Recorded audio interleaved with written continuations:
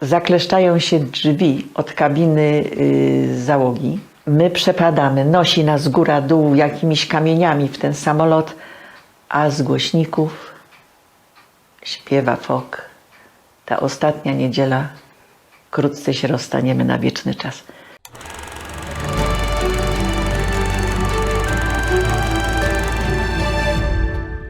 Stewardessa to zawód tak prestiżowy, że mundury dla tej profesji projektowali m.in. Armani czy Coco Chanel i tak pożądany, że na jedno miejsce bywa niekiedy więcej chętnych niż na elitarną uczelnię. O zawodzie członka personelu pokładowego porozmawiam dzisiaj z panią Małgorzatą Nowotnik, wieloletnią stewardessą Polskich Linii Lotniczych LOT. Dzień dobry. Witam, dzień dobry, bardzo mi miło.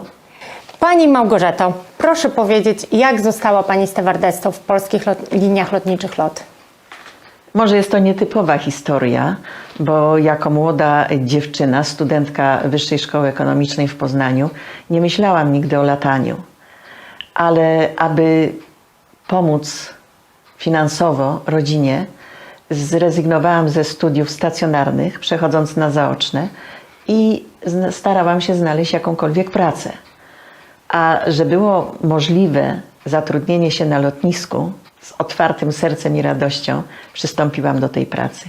Jako że wymagane były języki, ja 2 języki znałam, gdyż przez 3 lata pracowałam jako tłumaczka podczas targów poznańskich. I proszę sobie wyobrazić, przyjęta zostałam do pracy na ziemi, do obsługi pasażerów i po roku, tak los rządził, spotkałam uroczego mężczyznę, który po dzień dzisiejszy jest moim mężem, wówczas przystojny pilot, kapitan. No i tak zawładnął moim sercem, że wziął mnie do Warszawy, zdałam egzaminy i zostałam przyjęta na pokłady samolotu Polskich Linii Lotniczych LOT.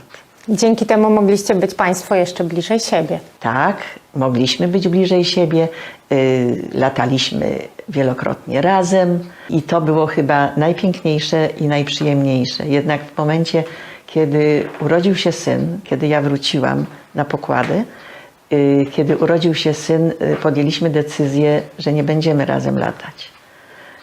Ze względu na to, że gdyby coś się w życiu przydarzyło, to nie chcielibyśmy, żeby dziecko straciło oboje rodziców. Więc mijaliśmy się. Przez szereg lat jeszcze w ten sposób lataliśmy, ale któregoś roku mąż powiedział: i więcej nie polecisz. Pamiętam, wróciłam z Nowego Jorku, mówię: poczekaj, ja tylko pójdę zobaczyć, jaki jest grafik. I poszłam na górę, wracam, mówię do męża: wiesz, za 4 dni lecę do Nowego Jorku, a pamiętam, był to okres Wielkanocy. I mówi: i już nie polecisz. Z powodów rodzinnych właśnie? Przestaniesz latać, bo to jest nie życie. Syn już jest coraz większy i niestety my nie będziemy zajmować się w ten sposób rodziną, że ktoś będzie przychodził do dziecka. Jesteśmy rodzicami i sami dziecko wychowamy. I tak od tego czasu przeszłam do pracy w obsłudze naziemnej lotniska, pracując do 60 roku życia. Marzenia zawodowe zostały spełnione, przyszedł czas na spełnienie marzeń rodzinnych, naturalna kolej rzeczy. Oczywiście, a 15 lat latania to też szmat czasu i piękny okres, zwłaszcza że to były inne czasy jak dzisiaj. Zanim przejdziemy do tych innych czasów, chciałam jeszcze panią zapytać, jakie wymogi trzeba było spełnić, żeby pracować jako członek personelu pokładowego w Polskich Liniach Lotniczych LOT? Przede wszystkim trzeba było znać 2 języki. Jeden zachodni, można było, rosyjski był akceptowany, przyjmowany jak najbardziej. Zresztą myśmy się wówczas w szkole uczyli. I lataliśmy na radzieckich samolotach. I na takim sprzęcie lataliśmy. Niemiecki perfekt miałam opanowany, także tutaj nie było problemu. Angielski tak dla wymogu obsługi pasażerów do takiej nie luźnej konwersacji, ale dawałam sobie radę. Tutaj od razu wyjaśnię naszym widzom, mówię stewardessa i mówię to bardzo świadomie, gdyż jest to taki nasz branżowy slang lotowski. Niewiele osób wie i właśnie w ten sposób będę wypowiadać nazwę tej profesji.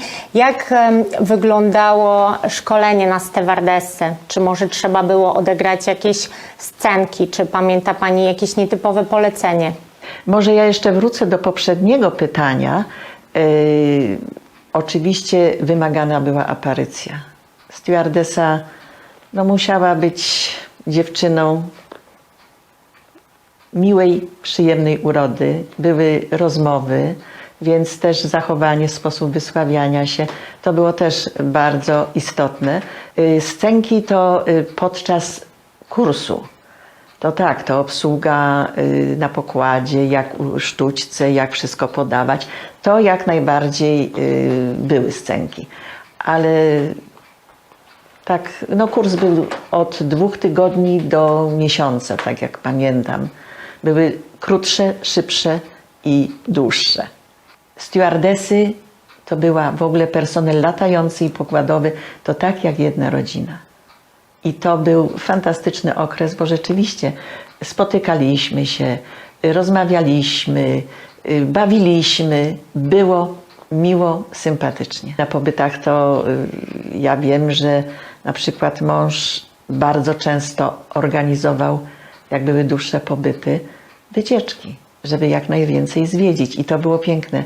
Wykorzystajmy czas, żeby zwiedzać, bo drugi raz, jeżeli jesteśmy w nietypowym kraju, drugi raz możemy tu nie przylecieć. Ja pamiętam lata 70. na Iłach 18. lataliśmy wyczarterowani przez Egypter i mieszkaliśmy przez miesiąc w Kairze, a stamtąd lataliśmy do Asuanu, Abu Simbel i Luksoru, wożąc turystów amerykańskich. Był to fantastyczny czas, bo rzeczywiście w latach 70. zwiedzić świątynię Ramzesa w Abu Simbel, tam gdzie zostało zmienione koryto Nilu, żeby ta świątynia mogła dalej istnieć dla przyszłych pokoleń. Także nie zapomnę tych wrażeń, tej mocy, jak dostaliśmy klucz od świątyni, jak nas oprowadzano. Piękny okres, piękny. Co poza podróżami najbardziej Pani lubiła w tej pracy? Ja uważam, że poznawaliśmy bardzo ciekawych ludzi. Wówczas nie każdy miał ten paszport, nie każdy mógł wsiąść do samolotu i lecieć gdzie tylko zamarzy. Przeważnie były to podróże służbowe albo podróże artystów. Wielu artystów poznaliśmy na pokładzie, w ogóle wielu fantastycznych ludzi. Do Stanów wiozłam Mieczysława Foga, wiozłam Karela Gotta, wiozłam Jodassin, leciał z Paryża do Berlina.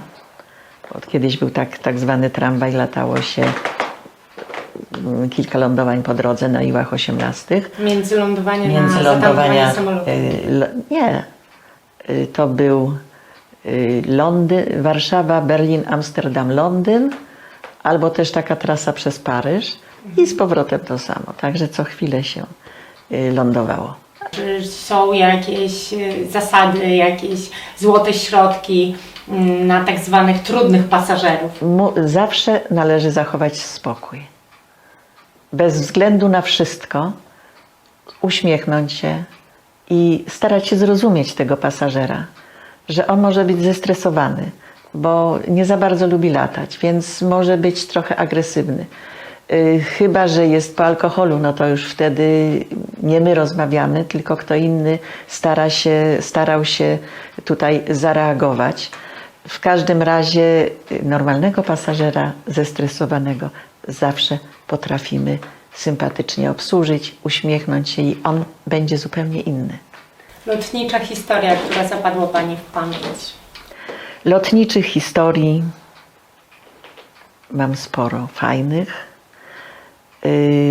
W 1976 roku, Iłem 18, poleciliśmy z Warszawy przez Karachi do Saigonu po komisję rozjemczą po wojnie w Wietnamie. Pamiętam, jako załoga poleciliśmy na pasażera do Karachi i czekaliśmy po paru dniach na samolot z Warszawy. Załoga, podmienimy załogę i polecimy do Saigonu. Bardzo wtedy przeżyliśmy, bo to już była końcówka wojny i po starcie został ostrzelany pas, jak wracaliśmy. W każdym razie wolno to już nie to, co Iłem było 62, 18 dużo wolniej, ale bezpiecznie przylecieliśmy i ten lot bardzo mi utkwił. Bardzo, bo ja się wówczas, przyznam szczerze, trochę bałam tego lotu. Ale wszystko dobrze się skończyło. Nigdy stewardesa nie może panikować. Musi wyjść do pasażera, bo pasażer czegoś się obawia. Ona musi to zrobić z uśmiechem na ustach, rozmawiać z pasażerem, być spokojna, przede wszystkim spokojna. I mój mąż miał zawsze tą dewizę i mówił: Małgosia, pamiętaj, tylko zachować w każdej sytuacji spokój. A miała Pani jakieś trudne, nietypowe sytuacje na pokładzie? Lot na pusto, spokojniutki, fajnie. I nagle gdzieś pół godziny przed lądowaniem robi się niebo czarne, straszna burza, zakleszczają się drzwi od kabiny załogi. My przepadamy, nosi nas góra dół jakimiś kamieniami w ten samolot, a z głośników śpiewa fok. Ta ostatnia niedziela, wkrótce się rozstaniemy na wieczny czas. Tej piosenki, jak słyszę, chociaż bardzo szanuję pana Foga, to nie mogę słuchać. Bo to była niedziela. To była niedziela Aż ja mam gęsiów. i lecieliśmy. Kapitan, nie wylądowaliśmy w Dubrowniku, wylądowaliśmy w Splicie. Jakoś tą burzę przeszedł. Naprawili samolot i wracaliśmy, no oczywiście opóźnieni ładnych parę godzin. W latach 70. i 80. powszechne były porwania samolotów w celu ucieczki do RFN. Czy miała Pani taką sytuację? Miałam taką sytuację. Lecieliśmy do Krakowa na pusto, a z Krakowa mieliśmy przewieźć grupę do Norymbergi. Pasażerowie jeszcze nie weszli na pokład. Czekałyśmy z przodu przy stoliku, bo tu Polew miał taki stoliczek z przodu i 4 osoby mogły siedzieć. I nagle widzimy, że żołnierz na muszce prowadzi po schodach mechanika. To my szybko uciekłyśmy do toalety. Tutaj przypomnijmy, że w tamtych czasach w kokpicie były 4 czy nawet 5 osób, między innymi mechanik pokładowy. Tak, kapitan, pilot, mechanik i nawigator. I myśmy uciekły z tyłu do toalety. No i oczywiście moja ulubiona koleżanka głośno powiedziała coś, żołnierz usłyszał, przyszedł do tyłu i nas wyciąga z tej toalety. Idą 2, on, a za nim idę ja. I będąc w połowie kabiny, ja doszłam do wniosku, że on nie wie nic o moim istnieniu. Myśli, że to są te 2. No to ja się cofnęłam do tyłu i zamknęłam w toalecie. I przeleżałam chyba przez 3 godziny. I tylko, a że to toalety były w Tupolewie na samym końcu, więc słyszałam rozmowę bagażowych. Bo okazuje się, że pan porywacz umówił się z drugim kolegą. To był żołnierz czerwonych beretów. I zatrzymali samochód osobowy. Rodzina sobie jechała na lotnisko zwiedzić. Jak to z reguły kierowcy dla żołnierza, to się nie zatrzymam. Wezmę go, prawda? Zatrzymał się, zabrał, a ten wziął kierowcę jako zakładnika. Przeszedł przez port i chciał wsiąść do wcześniejszego samolotu, gdzie już byli pasażerowie, ale że odstawiono schodki, więc mu się nie udało i poszedł do naszego. I jak skończyło się to? I skończyło się to w ten sposób, że już wracam właśnie do sedna, że zażyczył sobie do Afryki Północnej. Był umówiony z drugim kolegą, który nie dotarł. I że do Afryki Północnej. Boże kochany, kapitan jest w porcie, no ale sprawa już tak daleko zaszła, że wszyscy się tam porozumieli. Chcieli mu dać tabletki, żeby zasnął, nic nie przyjmował. Ja leżę w tej toalecie, więc tych rozmów oczywiście wszystkich nie słyszę. Wiem, że komandosi przebrali się za bagażowych. I kapitan powiedział, tak, polecimy, ale my musimy tutaj odstój zlać, żeby to przedłużać. Takie teksty były. I musimy przenieść bagaż z tyłu do przodu, bo był wyważony samolot z pasażerami. A długo to potrwa? Nie, to raz, dwa. A nie możecie tego na zewnątrz zrobić? Nie, bo tutaj mamy... Taką mu trochę ciemnotę wciskali. I proszę sobie wyobrazić, słyszę rozmowę bagażowych. Słuchaj, bagaż się kończy, no jak tutaj, jak to załatwimy sprawę?